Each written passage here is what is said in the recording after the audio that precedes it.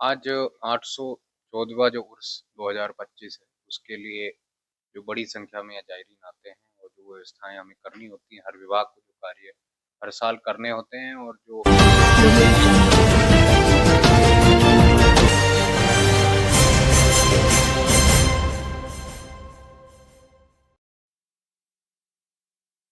आज 814वां जो उर्स 2025 है, उसके लिए जो बड़ी संख्या में जायरीन आते हैं और जो व्यवस्थाएं हमें करनी होती हैं, हर विभाग को जो कार्य हर साल करने होते हैं और जो जायरीन की बढ़ती संख्या को देखकर जो अन्य जो व्यवस्थाएं करनी है, उसी के लिए आज बैठक रखी गई कि पूरा जो उर्स मेला है वो पूरे शांतिपूर्ण तरीके से संपन्न हो। उसके लिए जो जो व्यवस्थाएं करनी है और गत साल के या पहले के जो एक्सपीरियंस है उसके बेसिस पर क्या इम्प्रूवमेंट करना है, ताकि जो अधिक संख्या में जायरीन आते हैं उनके लिए पूरी व्यवस्थाएं हो सके।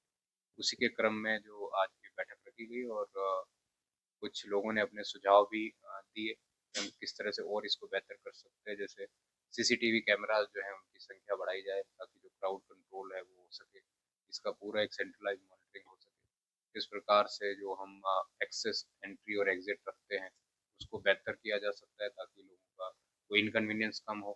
किस प्रकार से व्हीकल्स की एंट्री कहाँ तक करनी है, तो छोटे छोटे जो इश्यूज हैं, जो आपस में कोऑर्डिनेशन के बिंदु हैं, उनको लेकर सभी विभागों के साथ चर्चा की गई है, सभी स्टेक होल्डर के साथ चर्चा की गई है और सुनिश्चित कराया जाएगा कि शांतिपूर्ण तरीके से संपन्न।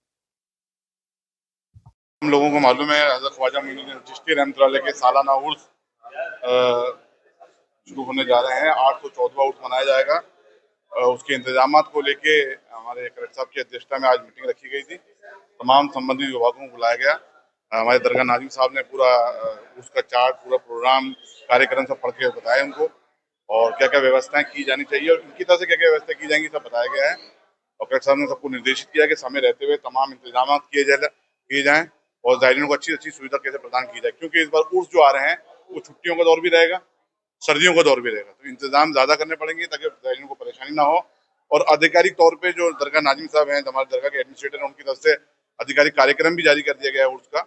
उसके अनुसार जो है 15 और 16 दिसंबर को ये चांद दिखने के अनुसार है कि झंडे की एक रस्म होती है यहाँ पर, जो औपचारिक रस्म होती है वो होगी। और चांद की जो 29 तारीख होगी जमातुस्सानी की, उस दिन अगर वो लगभग पड़ती है 19 और 20 दिसंबर को, अगर 19 तारीख को चांद दिख जाता है तो 19 तारीख से, 20 दिसंबर को चांद दिखता है तो 20 तारीख से फिर वहाँ पर शादियाने बजाए जाएंगे, चांद का ऐलान होगा, हिलाल कमेटी चांद का ऐलान करेगी, दरगाह से शादियाना बजाकर चांद का ऐलान होगा।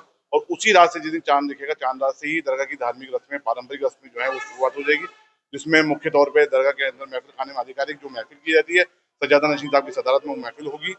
और 19 तारीख से अगर चांद दिखेगा, 19 तारीख से पहली महफिल होगी, या 20 तारीख को दिसंबर को चांद दिखेगा, 20 तारीख को पहली महफिल होगी। ये महफिल का दस्तूर 6 दिन तक जारी रहेगा, छठी शब तक। और महफिल के दौरान ही पहली शब से लेकर छठी शब तक साहिब सज्जादा नशीन किबला दीवान साहिब ज़ैनुल आबिदीन साहब मज़ार अक़दस को अपने दस्ते मुबारक से गुस्ल देने के लिए जाएंगे। ये गुस्ल की रस्म भी 1 तारीख से चांद रात से लेकर छठी शब तक जारी रहेगी, 6 गुस्ल होंगे। उसके अलावा छठी के दिन, छठी इस बार शायद 26 दिसंबर को पढ़ने का है। अगर 25 को पड़ती है तो जुमेरात का दिन रहेगा, 26 को पड़ती है तो जुमे का दिन रहेगा। तो छठी के दिन जो कुल की रस्म होती है वो अदा होगी। उसमें सुबह 9 बजे से महफिल खाने में कुरान खानी होगी और 11:15 बजे करीब सज्जादा नशीन साहब की सदारत में महफिल की शुरुआत होगी कुल की। और महफिल की अंतिम जो कुल की रस्म होगी, उस वक्त सज्जादा नशीन साहब को खिलत पेश किया जाएगा दरगाह कमेटी की तरफ से, और सज्जादा नशीन साहब कुल की रस्म अदा करने के लिए आसानी से भी तशरीफ ले जाएंगे जन्नत दरवाजे होते हुए। ये धार्मिक रस्म होगी। इसके अतिरिक्त एक हस्बे रिवायत एक रस्म है, जो खानका शरीफ की 5 तारीख को 5 बजे को एक महफिल होती है सज्जादा नशीन की सदारत में, तमाम दरगाहों के हेड वहाँ मौजूद रहते हैं। वो महफिल होगी बाद नमाज ज़ोहर, जो असर की नमाज से जारी रहेगी।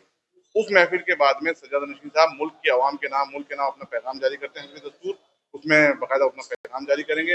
और मुल्क की आने वाली जो आवाम ज़ायरीन आए उनके लिए दुआ की जाएगी, दुआ खैर की जाएगी, तमाम साथ से अपने घर वापसी हो।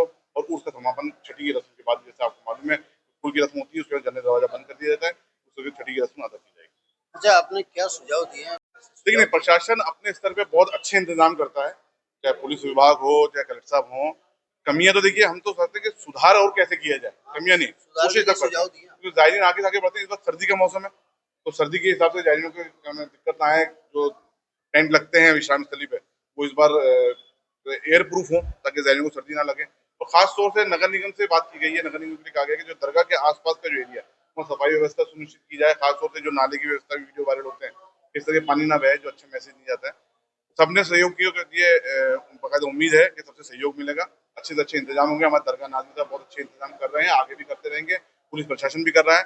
सुझाव देने का काम है सबका, सबने सुझाव दिए हैं, लेकिन हम आने वाले ज़ायरीन की सुविधा को प्रायोरिटी दें कि उनको अच्छी से अच्छी सुविधा कैसे, किस मुसीबत से वो लोग कितनी दूर से यहाँ आते हैं और यहाँ आने के बाद में दर्शन के लिए 4-4 घंटे लाइन में लगे रहते हैं। तो अच्छी से दर्शन हो, स्मूथ ज़ियारत हो उनकी जो आस्था है उसको किसी प्रकार से ठेस ना पहुंचे और उनको अच्छी सुविधा हम प्रदान कर सकें अजमेर वासी, और वो यहाँ से जाएं तो यहाँ से अच्छा पैगाम लेके जाएं।